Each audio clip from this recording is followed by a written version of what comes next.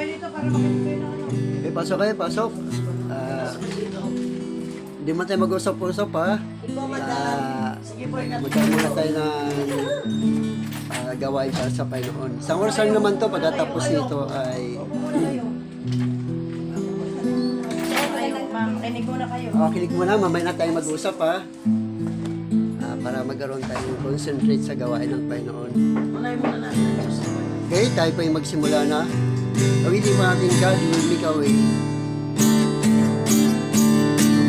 God will make a way where there seems to be no way. He will open ways you cannot see. He will make a way for me. He will be my God. Hold me closer to His side. With love and strength for each new day. He will make a way. He will make a way. God will make a way. God will make a way where there seems to be no way. You walk in ways you cannot see. He will make a way for me. He will be my God. Hold me closer to His side. With love and strength for each new day. He will make a way. He will make a way. By a roadway, the wilderness He leads me. Rivers in the desert will I stay. Heaven and earth will be, for His word is there in me. He will do something new today. Gagawa ang Diyos ng daan sa buhay ko. Pag-ilos niya'y mahiwaga, sa akin ay layunin siya. Siyang aking gabay, ang kasama't karamay. Pag-ibig niya't kalakasan, bawat araw man siyang aking daan. Kahit sa ilang ako'y kanyang itatawid. Disyerto man may ilog siyang hatid. Langit mawawala, pwede ang salita niya. Mayroon siyang gagawin ngayon. Gagawa ang Diyos ng daan sa buhay ko. Pag-ilos niya'y mahiwaga, sa akin may layunin siya. Siyang aking gabay, ang kasama't karamay. Pag-ibig niya't kalakasan, bawat araw man siyang aking daan.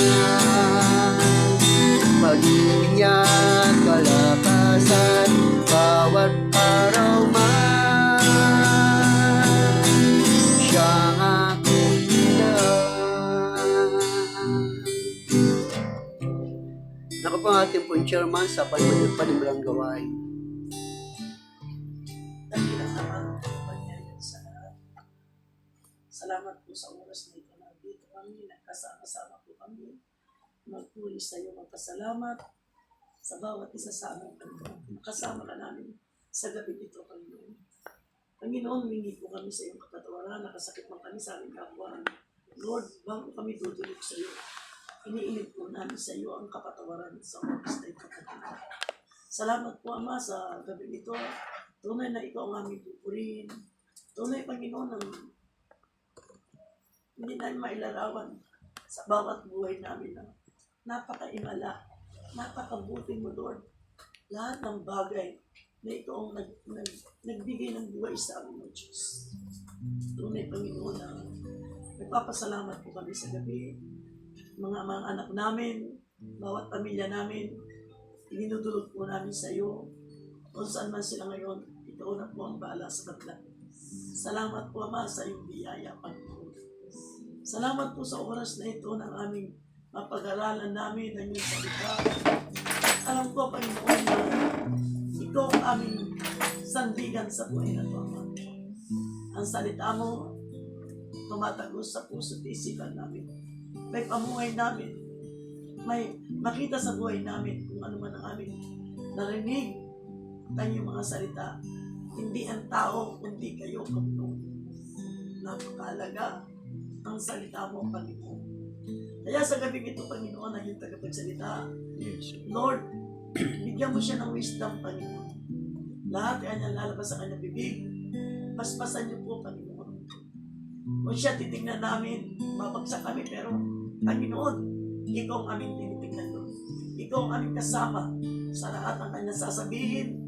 Tunay, Panginoon, na ang kaalaman nagmumula sa iyo. Yes, Lord. Salamat po sa oras na ito na kami po ay makapag-aral ng salita. At sa lahat po kami nandito, makarinig at maintindihan namin lahat ng kanyang sasabihin. Yes, Lord. Ibibigay mo sa kanyang mga salita, yung mga salita sa kanyang Panginoon. Gamitin niyo po siya sa gabi ito.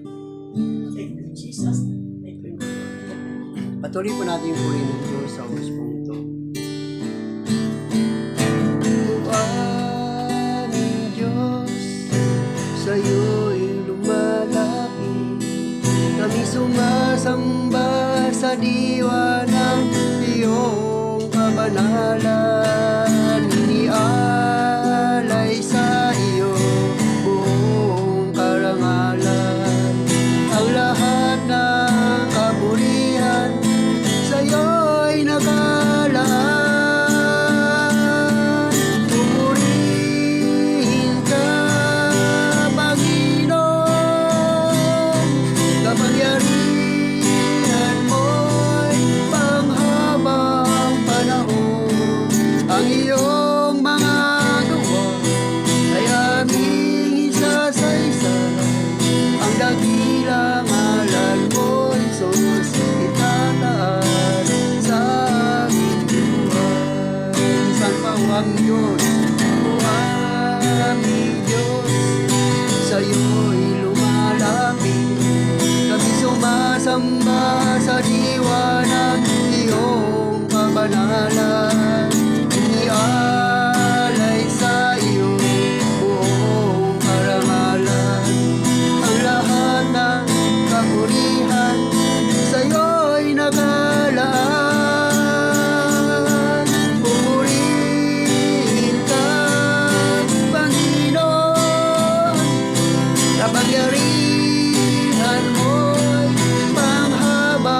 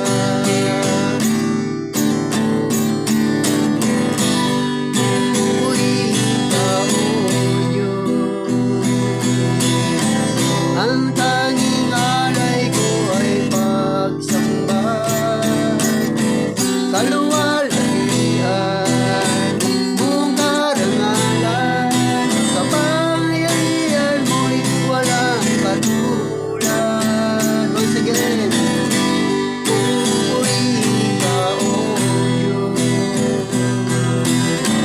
Ang tanging alay ko ay pagsamba,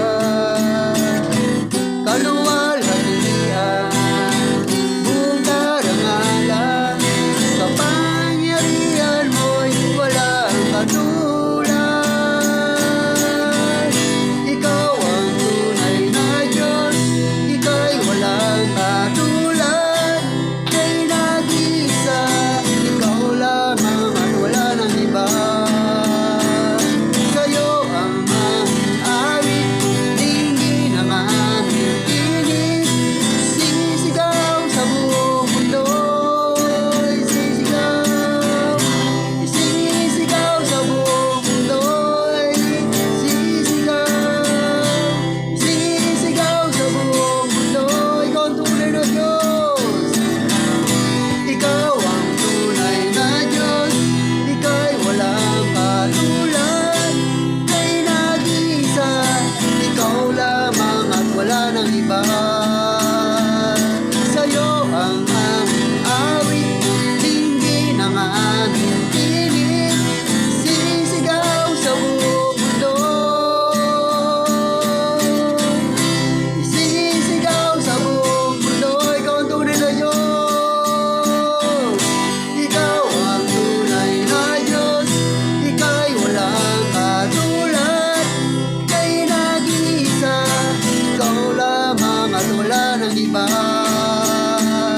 Sa'yo ang aming awit, dinggin ang aming tinig, sisigaw sa buong mundo, Lord, sisigaw sa buong mundo, hallelujah, sisigaw sa buong mundo, kadakilaan mo,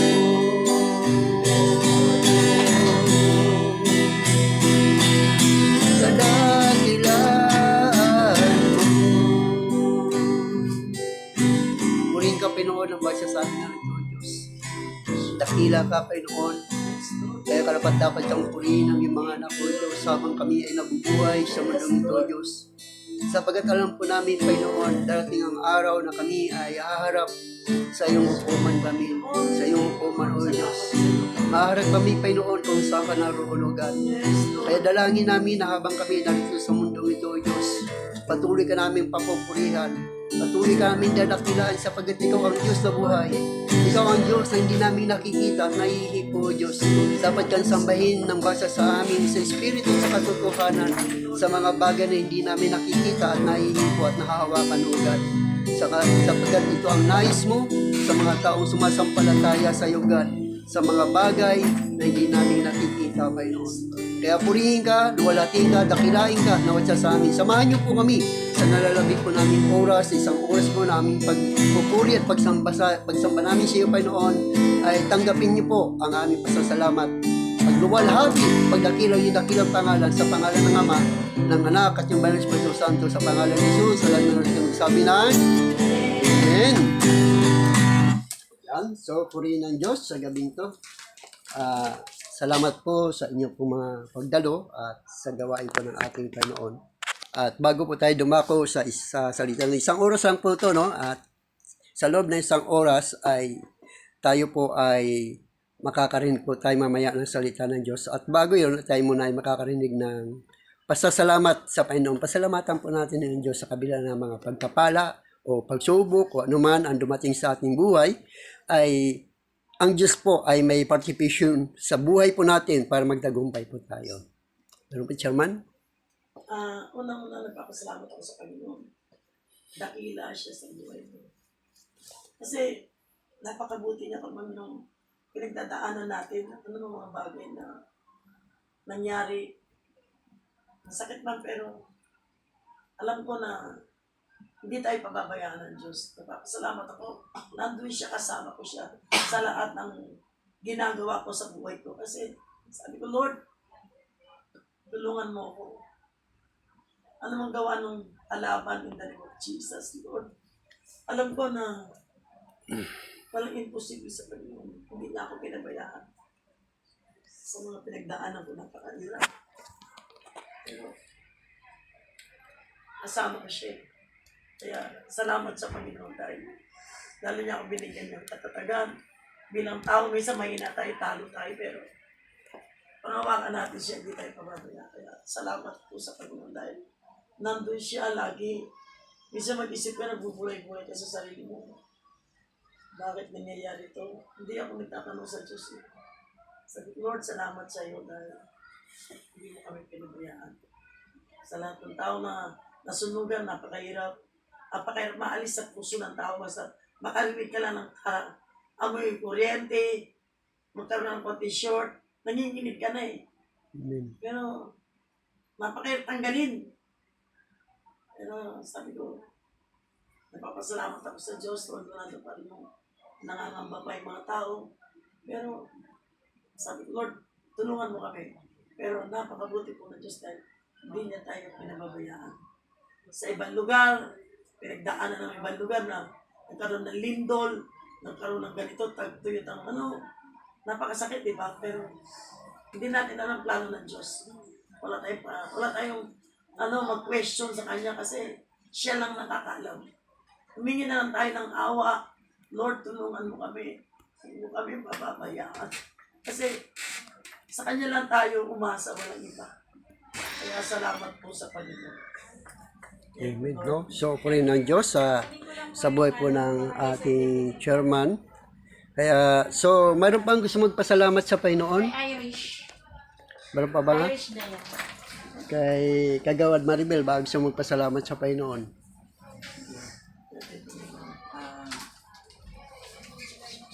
Lord Jesus po ay napapasalamat. Alam mo, 1 year anniversary na po ng anak ko ngayon simula ng pag-isla. Siya ay